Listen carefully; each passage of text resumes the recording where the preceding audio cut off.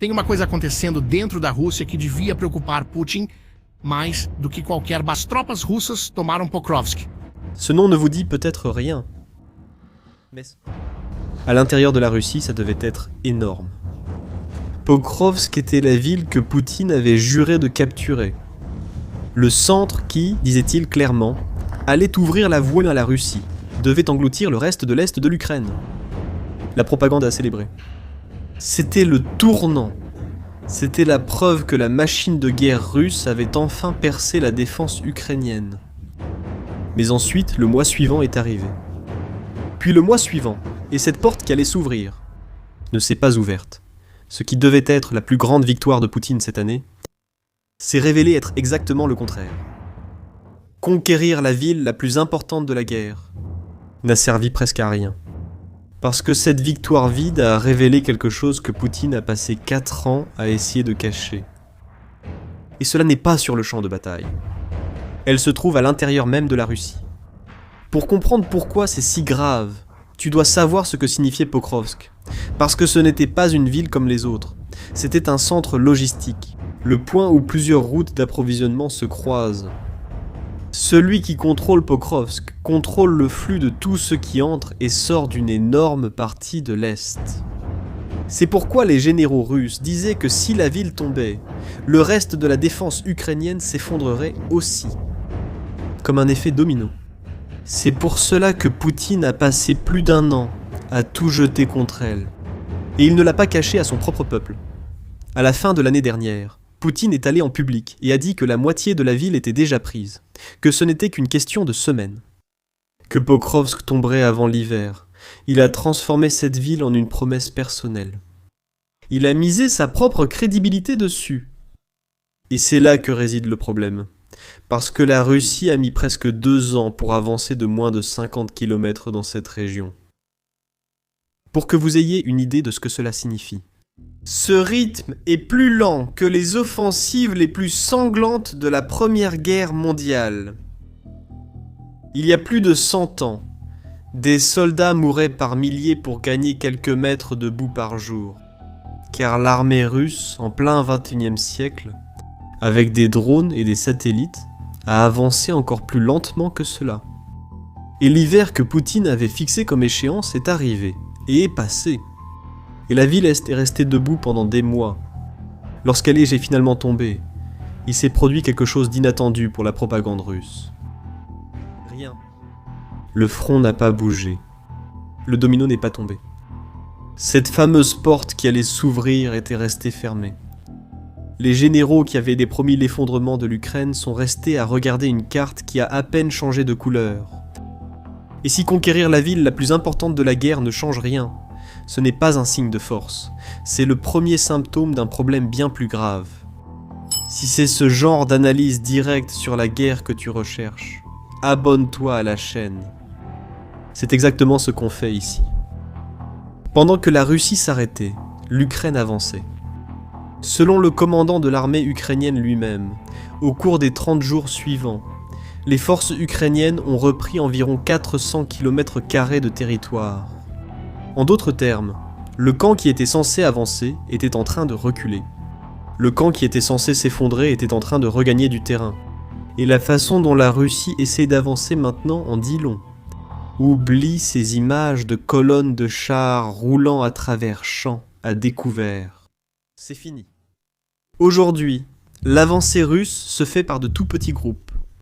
Parfois, 1 ou 2 hommes suffisent. En s'infiltrant à pied, en se cachant dans des sous-sols et des ruines, essayant de passer inaperçus par les drones qui surveillent chaque mètre du ciel. La machine de guerre qui devait écraser l'Ukraine est devenue cela. Des hommes seuls, marchant, priant pour ne pas être vus. Ce n'est pas une offensive, c'est une infiltration désespérée. Cela soulève une question évidente. Si la Russie ne parvient plus à avancer par la force, comment espère-t-elle encore gagner la guerre? La réponse a toujours été la même. L'usure. Le pari de Poutine n'a jamais été d'être plus malin que l'Ukraine. C'était d'être plus grand. L'idée était simple et cruelle. La Russie a beaucoup plus de monde. Donc il suffit d'échanger soldat contre soldat, perte contre perte, jusqu'à ce que l'autre camp n'ait plus personne pour se battre. Peu importe combien de Russes meurent en chemin. Tant que les Ukrainiens s'épuisent d'abord. Envoyez toujours plus d'hommes, jusqu'à ce que le problème disparaisse. Sauf que ce calcul a commencé à montrer des signes qu'il ne fonctionne plus. Et les chiffres sont effrayants. Les analystes qui suivent de près la guerre russe ont commencé à avertir que pour la première fois, la Russie pourrait perdre des soldats plus rapidement qu'elle ne peut en recruter de nouveaux. Arrête-toi et réfléchis à ce que cela signifie. Pour une stratégie qui dépend entièrement d'avoir plus d'hommes que l'ennemi, c'est la fondation qui se fissure.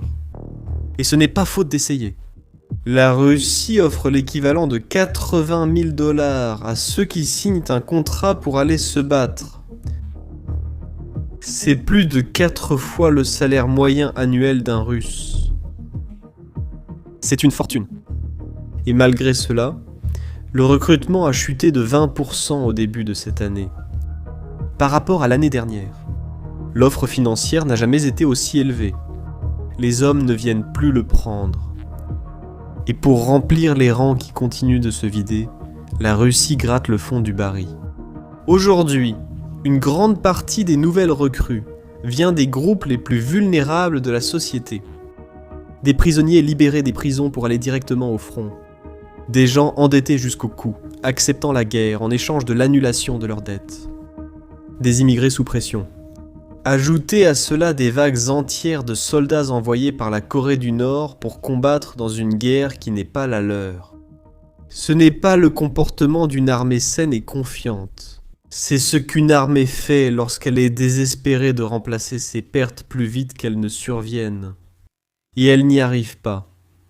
Mais il y a un détail qui prouve que le Kremlin lui-même connaît exactement l'ampleur du problème. La vérité, c'est que Poutine pourrait résoudre le manque d'hommes d'un simple trait de plume. Il pourrait décréter une mobilisation générale, forcer tout le monde à se présenter. Il remplirait l'armée en un mois. Mais il ne le fait pas. La raison ? La peur. Parce que la dernière fois qu'il a tenté quelque chose de similaire, des centaines de milliers de Russes ont fait leurs valises et ont fui le pays du jour au lendemain, au lieu de prendre les armes. Alors, réfléchis à la situation. Poutine a plus peur de la réaction de son propre peuple que de manquer de soldats sur le front. C'est l'homme qui devrait être au sommet de sa puissance. La fissure existe aussi au-delà du peuple ordinaire. On la retrouve aussi chez ceux qui ont contribué à tout construire. Il y a un homme appelé Igor Girkin. Et son nom est important parce qu'il n'est pas un ennemi de Poutine. Du moins, il ne l'était pas. Girkin a été l'un des acteurs clés de l'annexion de la Crimée en 2014. Il a été l'un des gars qui ont aidé à mettre sur pied le projet de guerre qui a mené la Russie jusqu'ici. Il faisait partie de l'équipe. Et puis il a commencé à parler. Il a traité Poutine de raté. Il a dit très clairement que la Russie ne supporterait pas encore 6 ans d'un tel gouvernement. Il a dit que Poutine était lâche et médiocre. Et tu sais ce qui lui est arrivé ? Poutine a ordonné son arrestation, et pas seulement cela. La sentence a également interdit à Girkin d'accéder à Internet. Pour le faire taire définitivement. L'homme qui a aidé Poutine à prendre la Crimée est maintenant en cellule, interdit de parler, parce qu'il s'est retourné contre le chef. Quand même, ceux qui ont construit ton pouvoir commencent à te traiter de raté. Quelque chose s'est fissuré tout au fond. Mais disons que tu arrives même à avoir les hommes. C'est une partie du problème. Tu as encore besoin d'argent pour financer la guerre. Et l'argent de la Russie n'a qu'un seul nom. Pétrole. C'est le pétrole qui soutient le budget du gouvernement, qui paie le salaire des soldats, qui achète les missiles. Supprimer le pétrole et la guerre cesse à sa source. Et c'est précisément là que l'Ukraine a décidé de viser.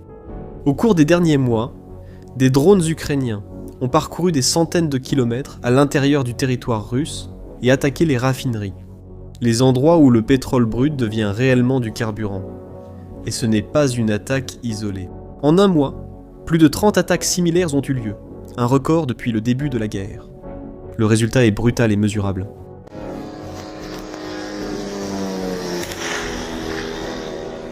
Подбирать! Нихуя себе. La production de carburant de la Russie a chuté à son niveau le plus bas depuis près de 20 ans. D'énormes raffineries, qui approvisionnent des régions entières, ont tout simplement cessé de fonctionner. Enfin, il y a cette scène qui résume tout. La Russie. L'un des principaux exportateurs mondiaux de carburant. Un pays enrichi en vendant de l'énergie au monde, a dû commencer à importer de l'essence par bateau. Le pays qui approvisionne la moitié du monde n'arrivait pas à s'approvisionner lui-même. Et cela n'est pas resté cantonné à un tableur du gouvernement. C'est arrivé dans la vie réelle.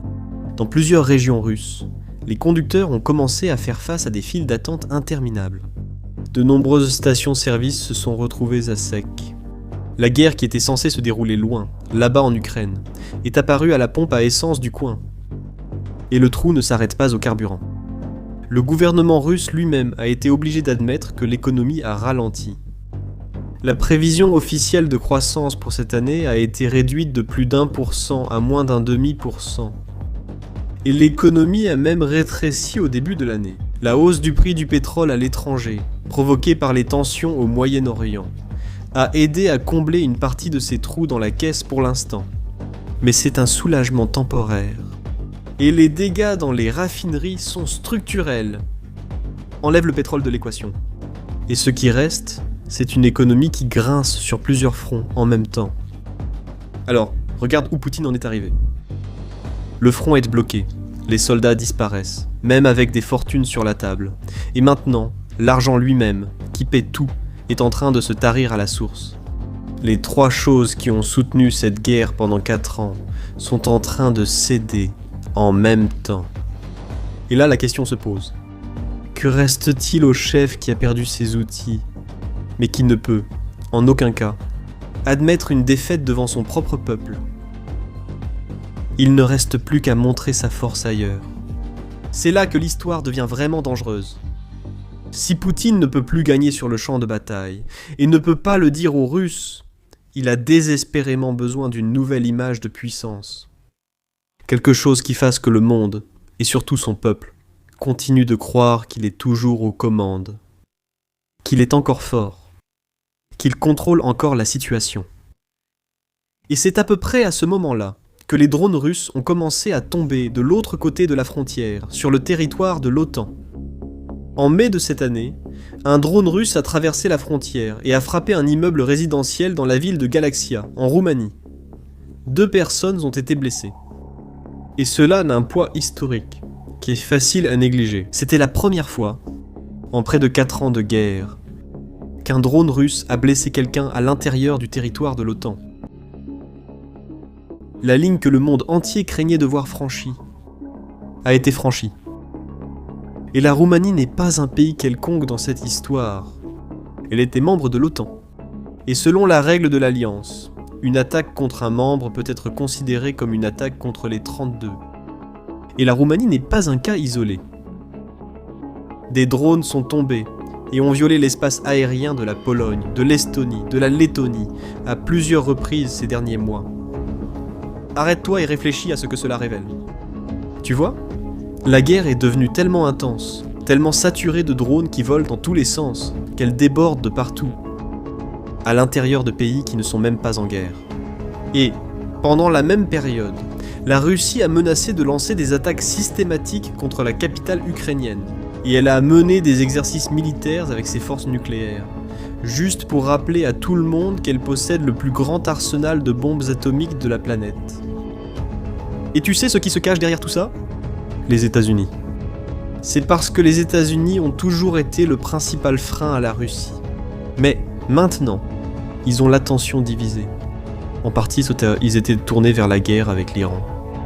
Et cela a contribué au retard dans l'envoi de défense antiaérienne cruciale pour l'Ukraine.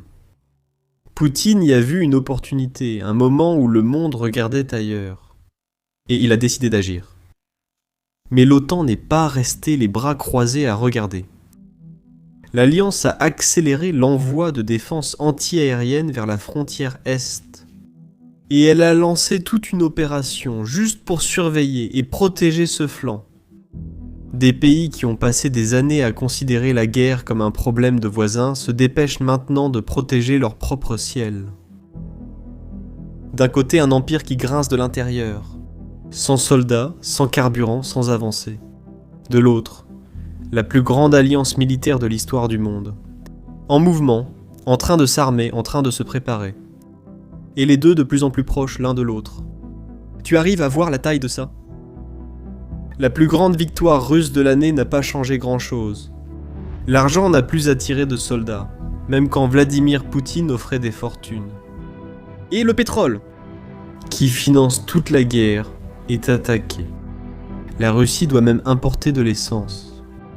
Tout ce qui a soutenu cette guerre pendant 4 ans est en train de céder. En même temps, et c'est là que réside le vrai danger. Parce qu'un homme qui ne peut pas admettre la défaite, et qui s'est retrouvé sans les outils qu'il avait, a besoin d'autre chose pour montrer sa force, pas à l'Ukraine, mais à son propre peuple.